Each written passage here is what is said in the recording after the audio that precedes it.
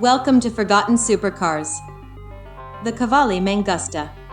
Remember the MG X-Power SV and SVR? They started out as the Di Tommaso Bigua, before becoming the Cavalli Mangusta and then the MG X80. Although the branding changed along with the styling, all cars shared the same 324 horsepower, 4.6-liter quad-cam Ford-sourced V8 to give a top speed of around 150 miles per hour. It didn't take long for Cavalli to see that the sums didn't add up though, quickly offloading the project to MG Rover. It then produced around 82 X-Powers before the whole company died.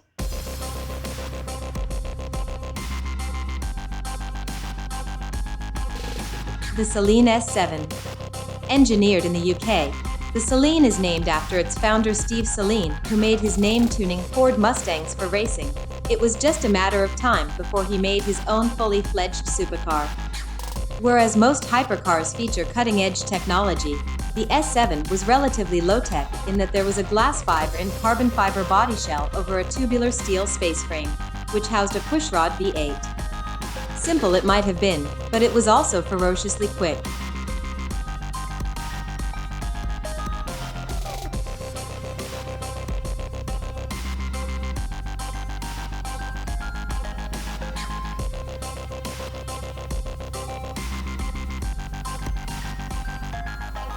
The B Engineering Adonis.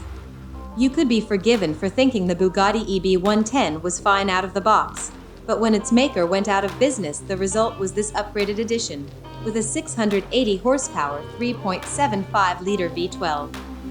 B Engineering was set up by an array of ex-Bugatti employees who retained a set of unfinished chassis, which were then bodied to a fresh design courtesy of Nicola Materazzi.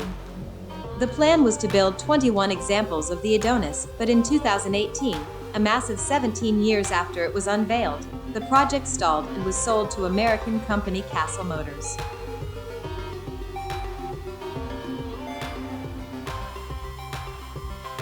The Mossler MT900.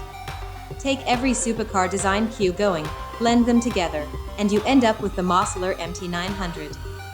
This is one mean-looking machine that has the go to match the show, thanks to a Corvette Z06 V8 in the middle, driving the rear wheels via a Porsche 911 GT2 gearbox. Developed on the racing track, the Mossler's carbon fiber body shell was packed with cutting-edge technology such as titanium springs in the suspension, thin-wall subframes, and magnesium wheels. That's why it was so fast. 0 to 100 miles per hour came up in just 6.5 seconds. The Laraki Fulcara.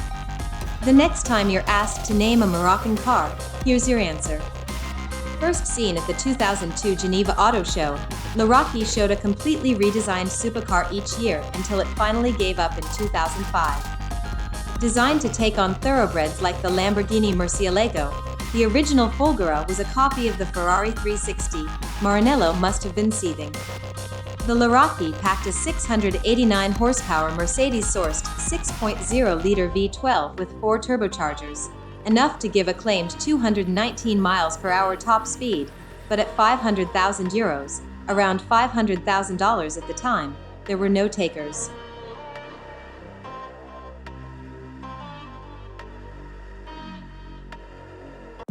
The Invicta S1.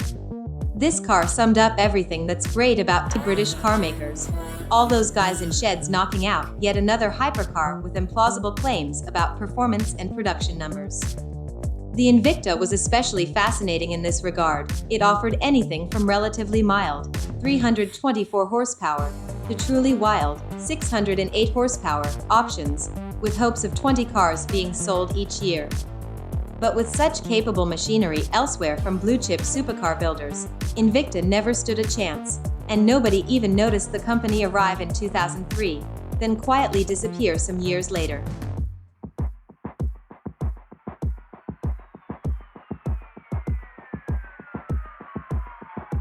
The Askari KS1.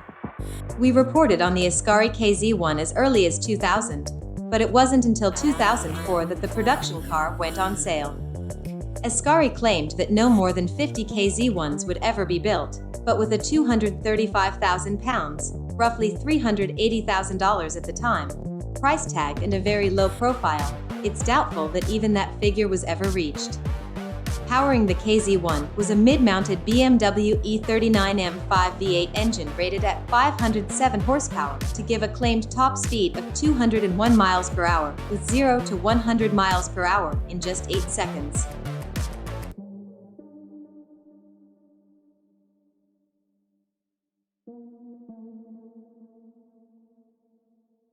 The Bristol Fighter. Britain's Bristol never felt that it needed to go with the flow. It was one of those companies that did things its own way, for a very select number of appreciative buyers. Nowhere was that more evident than with the Fighter, with its gull-wing doors, narrow body shell, and Dodge Viper V10 engine in the nose.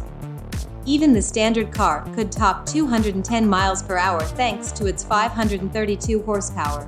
But for those who felt that too much power is not enough, the Fighter T was unveiled in 2007. With a claimed 1026 horsepower, the car could theoretically manage 270 miles per hour, although none of these were ever made.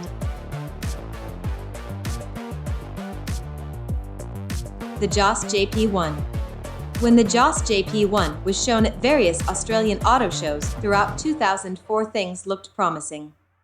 The car looked good and was well made, plus it was fast thanks to its 507 horsepower 6.8-liter V8 that pushed its 480 pound-feet of torque to the rear wheels via a Porsche G55 speed manual transmission.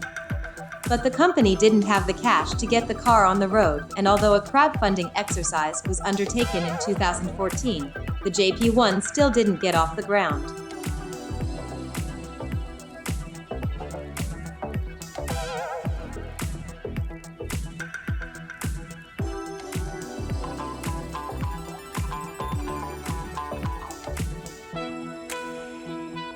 The Lowtech series.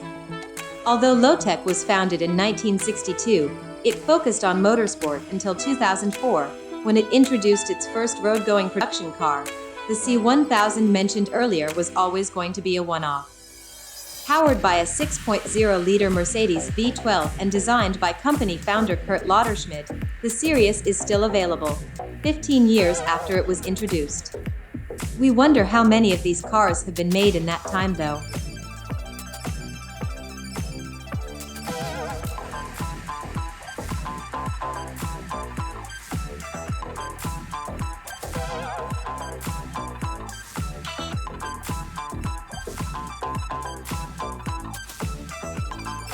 We hope you enjoyed this edition of Forgotten Supercars. If so, please like, comment, and if you are not already, subscribe to Life with Mountain Folk.